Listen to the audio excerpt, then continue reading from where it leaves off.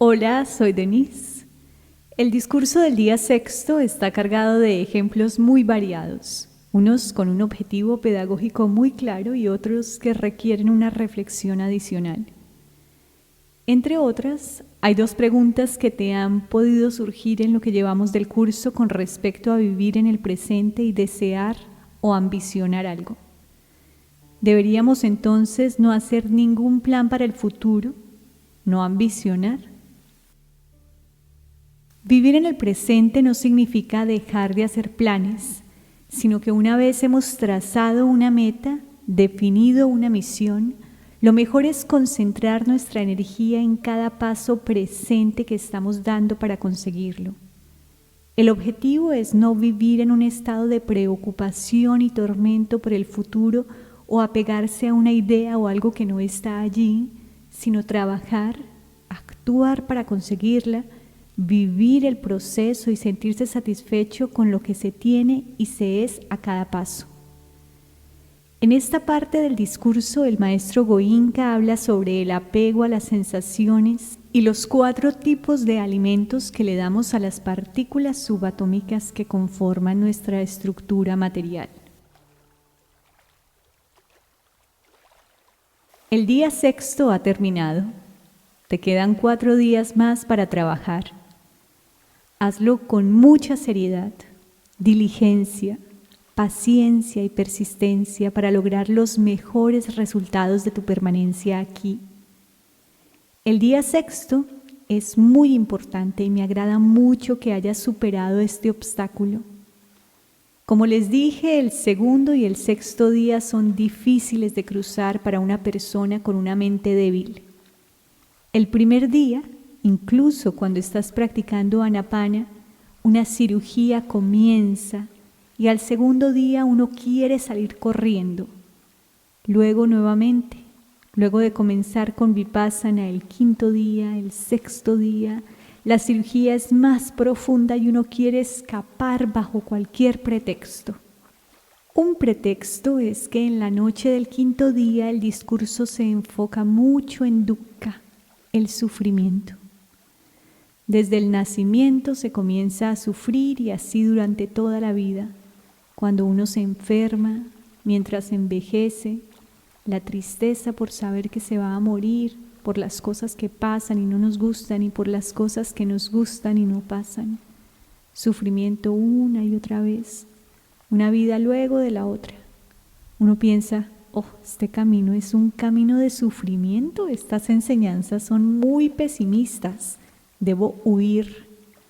No se intenta comprender y se busca una excusa para huir. En esta enseñanza no hay un asomo de pesimismo. Si las enseñanzas dijeran que hay sufrimiento, por eso debes sufrir y no hay forma de salir de allí, entonces sería pesimista. Pero las enseñanzas dicen que hay una forma de salir, incluso que puedes salir de todas tus tristezas, alcanzar un estado de total liberación y disfrutar de la paz y armonía reales. Están llenas de optimismo. Hay una historia en India. Una mamá envía a su hijo a una tienda de víveres cercana.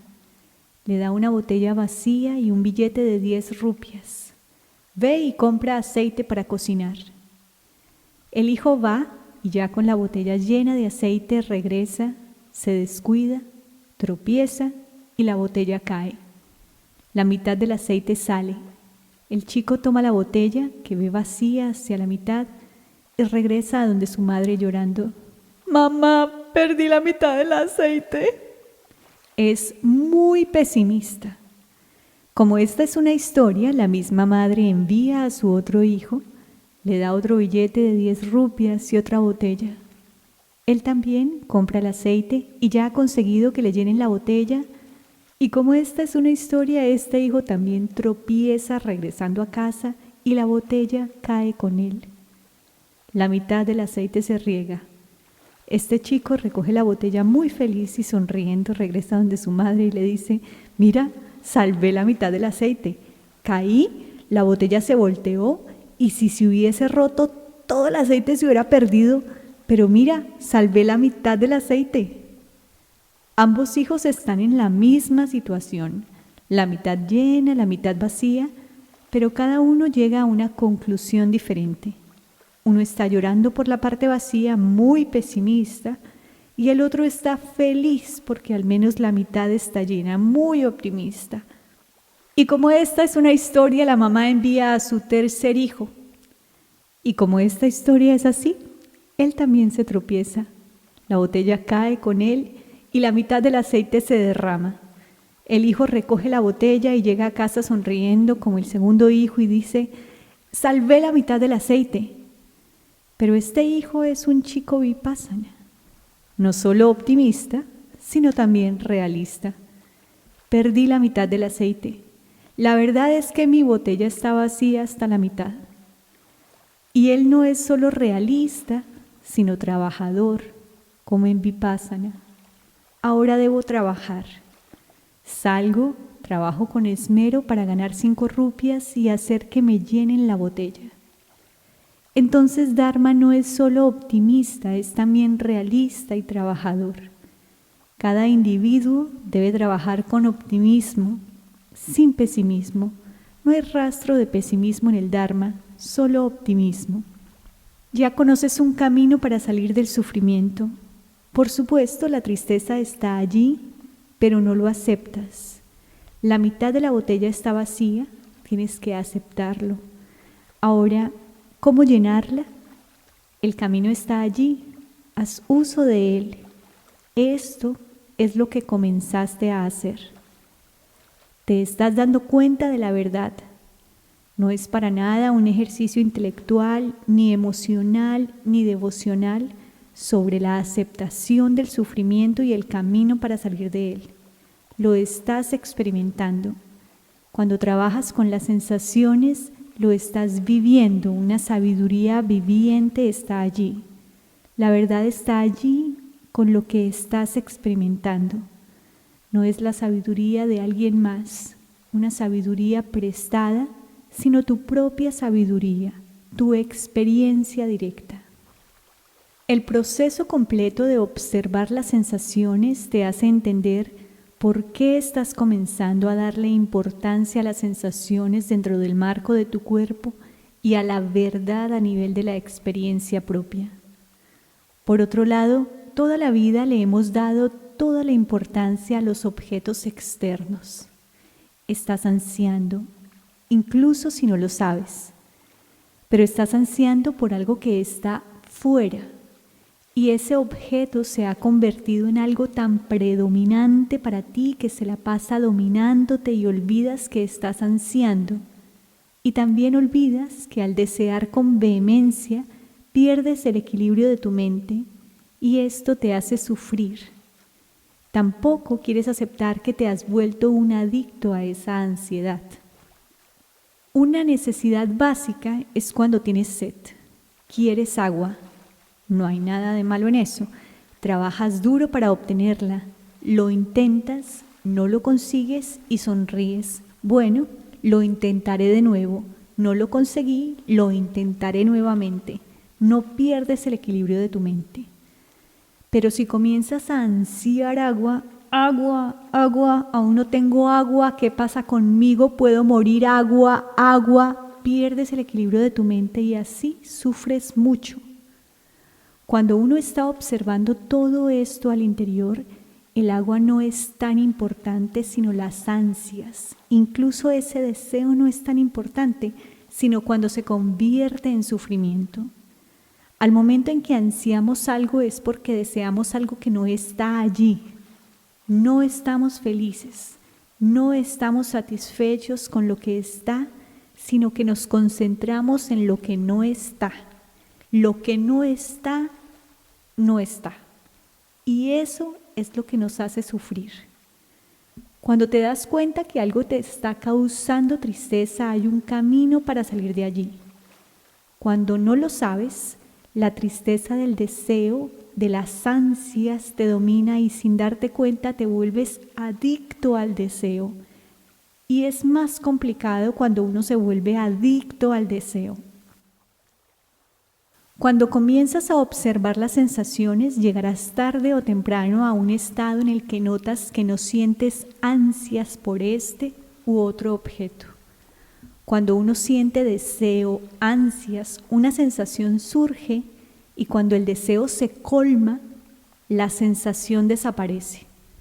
Por lo cual quieres nuevamente una sensación y comienzas a desear otra cosa. Lo que deseas son las sensaciones.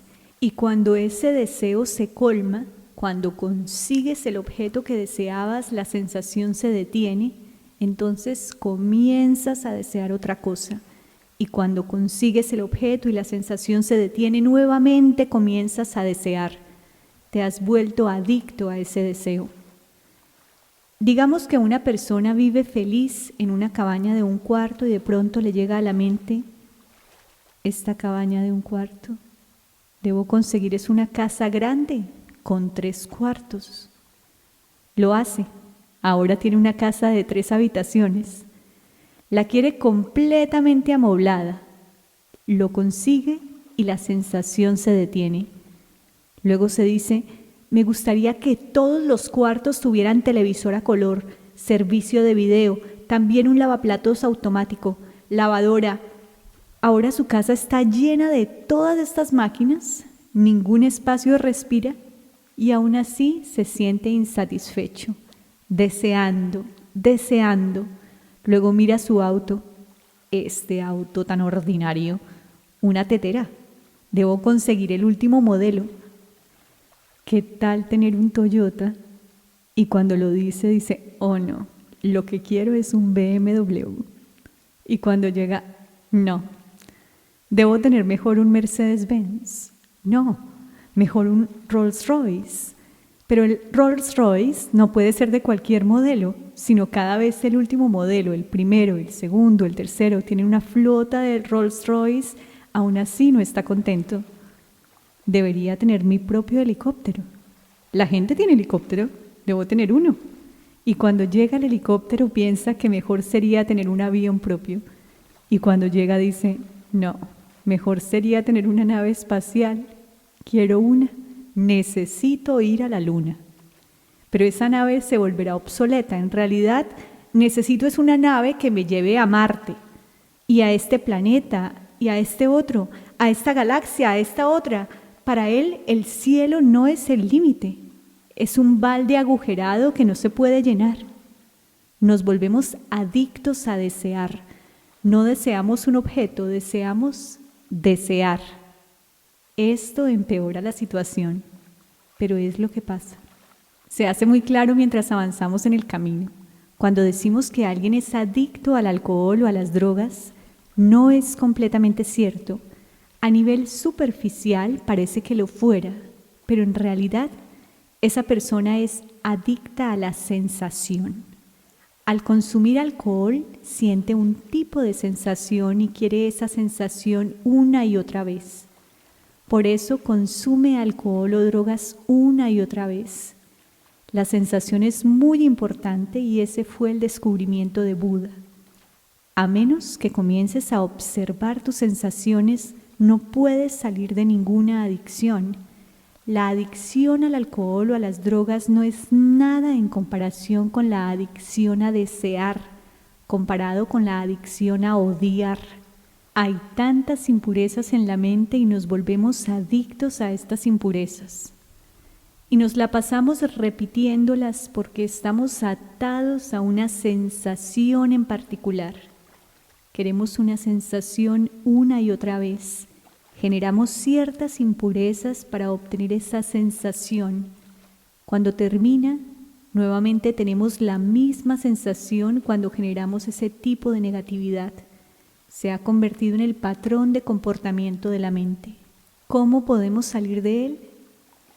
Aunque el sufrimiento está ahí, también hay una manera de salir de allí y es observar. Aprendamos a observar. A lo que sea que suceda en tu cuerpo mientras practicas la técnica, eres un testigo silencioso. No reacciones. Como alguien que está sentado a la orilla del río, el flujo del río está allí. No tienes que hacer nada por el flujo del río, simplemente estás allí observando. Esto es más que eso, un flujo de vibraciones, de sensaciones a lo largo del cuerpo. Las estás sintiendo. Como un científico investigador en su laboratorio, en un tubo de ensayo tiene un químico líquido, lo calienta y algo de él se evapora. La materia volátil se evapora y va a otro tubo, se condensa y sale como líquido. Él simplemente observa. Cuando el líquido se evapora, el científico no comienza a llorar. Ah, ¿dónde se fue mi aventura química? Y cuando vuelve nuevamente en forma líquida, no se pone a bailar. Él simplemente comprende. Pero toda la comprensión de un científico es solo intelectual, no la está experimentando. Aquí tú lo estás haciendo. Mi estructura física completa, ¿cómo es? ¿Cómo funciona? La estructura mental, la combinación de ambas, la interacción de ambas, cómo cada una influye en la otra y cómo cada una se deja influenciar por la otra, cómo se origina la mente debido a la materia y cómo la materia se origina debido a la mente. Por momentos parece que la materia está transformándose en mente y a veces parece que la mente está transformándose en materia. Todo esto lo estamos experimentando y esto hace una gran diferencia. La sabiduría que obtienes por esta experiencia es tu propia sabiduría, no porque lo dijo Buda, no porque tu profesor te lo dijo, no porque está en las escrituras. La estructura material está hecha de partículas subatómicas, de diminutas calapas. El universo entero está hecho de estas diminutas calapas. 4 elementos básicos: fuego, agua, aire y tierra, y las 4 características que pertenecen a cada uno. El universo entero es así. El universo material entero es así. ¿Ves cosas sólidas? El elemento tierra, cosas líquidas, el elemento agua, las gaseosas, el elemento aire y la temperatura que predomina en todos lados, el elemento fuego. La sólida nieve se convierte en agua, se evapora como gas y hay temperatura en los 3 procesos. De la misma manera en nuestro cuerpo, los huesos, etc., son el elemento tierra, la sangre, entre otros, el elemento agua, los gases, el elemento aire y la temperatura dominante, el elemento fuego. Pero este no es el nivel más profundo de la realidad. Las características que estás experimentando de estos elementos a nivel de las sensaciones son lo más importante. Cuando hablamos del elemento tierra, no es que busquemos una partícula de polvo, o cuando hablamos del elemento agua, que busquemos una gota de agua. Nada de eso. ¿Cuál es la sensación que tienes debido a estas características? El campo completo del peso, desde la sensación más pesada hasta la más ligera, es la característica del elemento tierra.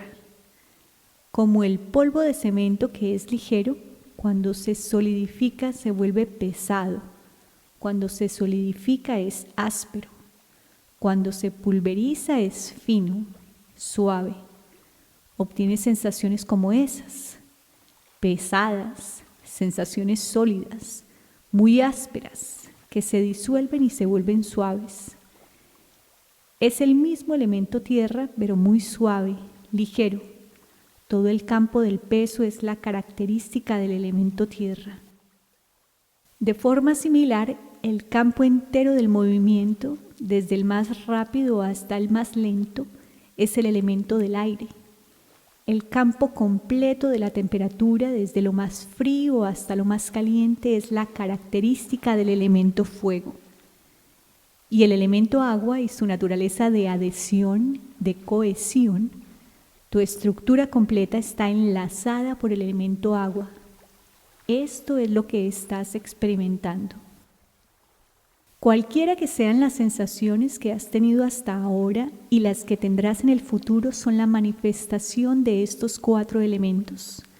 Por momentos surgirán masas de partículas subatómicas en los que predomina el elemento tierra, o el elemento agua, o el elemento fuego, o el elemento aire. Eso en todo, los 4 elementos estarán allí.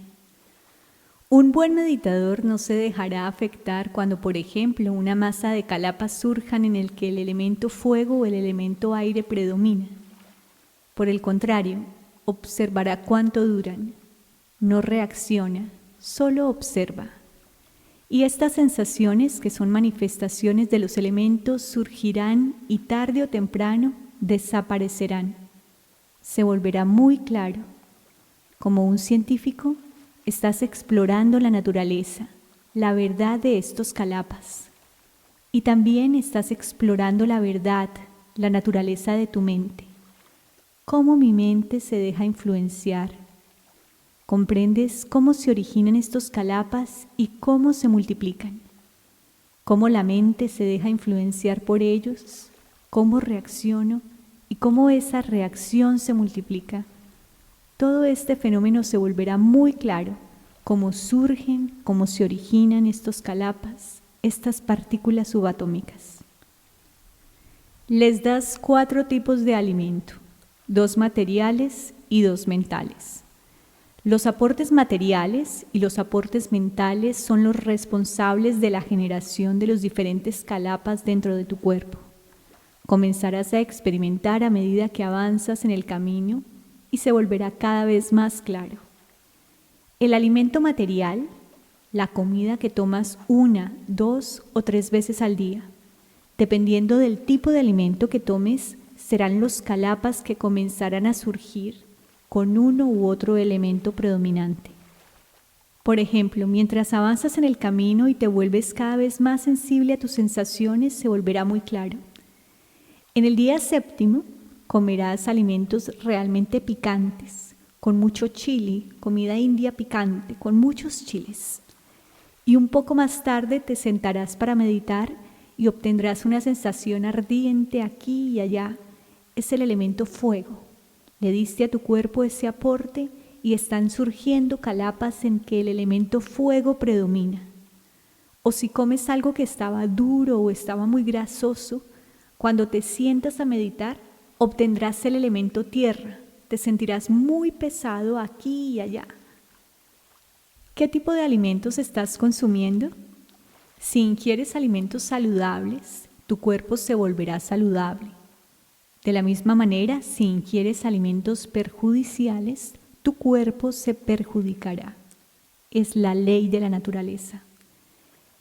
El segundo aporte material es el ambiente a tu alrededor. A cada momento, el cuerpo está absorbiendo la atmósfera material a su alrededor. Cuando uno vive en un país de clima muy frío, uno desarrolla un tipo de cuerpo. Si vive en un lugar con temperaturas muy calientes, desarrolla otro tipo de cuerpo. Estos calapas se generan a razón de la atmósfera a su alrededor. Los otros 2 tipos de aportes son mentales. La mente presente está generando un sanjara, un estado mental particular. Esta mente unida a este sanjara comienza a generar unas partículas subatómicas, unos calapas en los que predomina un elemento en particular. Por ejemplo, si en este momento genero ira a nivel mental, los calapas que comienzan a generarse tendrán como elemento predominante el fuego, el ardor. O si genero miedo, un sanjara de miedo, comienzo a temblar, el elemento que predomina es el aire. ¿Qué tipo de aporte estoy dando a nivel mental? En este momento, ¿cómo la mente se convierte en materia? ¿Cómo la mente influye en la materia? ¿O hace que la materia se origine de una manera en particular? Y el cuarto aporte son los sanjaras del pasado. La realidad de la mente está a cada momento influenciada por el sanjara presente. Si te la pasas generando sanjara a cada momento y dejas de hacerlo, por ejemplo, mientras estás practicando vipassana, entonces el material que has acumulado en la mente comenzará a salir a la superficie. Ese acumulado es el fruto de tus sanjaras pasados. En tu vida diaria también, cuando te consolides en la técnica lo verás claramente. Cuando algo desagradable sucede en tu vida, antes de que algo malo suceda en el exterior, comienzas a tener una sensación desagradable dentro de ti y solo después sucede algo desagradable. Algo agradable sucede en tu vida, lo sientes primero dentro de ti. Los frutos vienen primero como una sensación. La semilla se plantó como una sensación. Digamos la semilla de la ira, el sanjara de la ira. Al momento en que planto la semilla de la ira, siento mucho calor. Como fruto de ese sanjara en particular, cuando salga a la superficie lo hará con el mismo tipo de sensación, nuevamente calor, particularmente calor. Entonces, el sanjara que estoy generando en este momento es un aporte que crea el elemento fuego en el cuerpo, y el sanjara del pasado, si es un sanjara de ira, su fruto será nuevamente el elemento del fuego. De esta manera, tanto el sanjara del presente como el sanjara del pasado son otras dos razones para que surjan diferentes tipos de kalapas. A medida que sigues observando, comprenderás que entre más reacciones a las sensaciones, más sanjaras generarás y por lo tanto crearás más sufrimiento para ti. Cuando dejas de generar sanjaras, los antiguos saldrán a la superficie y crearán una sensación a la cual les sonreirás porque sabes que es temporal. Te dirás, déjame ver cuánto dura. Déjame ver cuánto dura, y desaparecerá. Quiere decir que algunas capas de ese sanjara antiguo comenzaron a salir y luego desaparecieron. Pedazos de ese sanjara surgieron y desaparecieron, y te aliviarás de ellos. Mientras no estás creando nuevos sanjaras, te irás liberando de aquellos que has almacenado. Y este proceso llevará a un estado en el que ya no habrá ningún sanjara del pasado, a todo aquel que permanezca trabajando apropiadamente. Por supuesto, tomará tiempo. Nadie se volverá perfecto al tomar un curso de 10 días, pero aquí entenderás cómo trabajar y a medida que continúes practicando, al final alcanzarás un estado de liberación en que no hay más sanjaras, porque no queda ningún antiguo y se han dejado de generar nuevos. Y esto solo pasa con la práctica individual. Nadie puede hacer esto por ti. El sanjara que se ha acumulado, esa acumulación es tuya. Tú la has acumulado. Eres responsable de eso. Tu ignorancia mientras los estabas acumulando es la responsable de eso.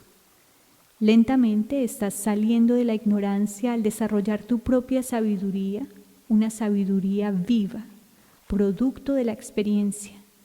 Verás cómo lo que almacenaste va siendo erradicado e irás acercándote cada vez más a tu meta final.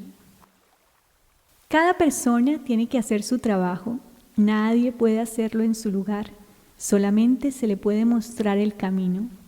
Hay obstáculos, hay dificultades. En el lenguaje de aquellos días se llamaba Nivarana. Es como una cortina que no te permite ver la realidad dentro de ti. Obstáculos, barreras. No puedes ver la realidad dentro de ti debido a esas barreras.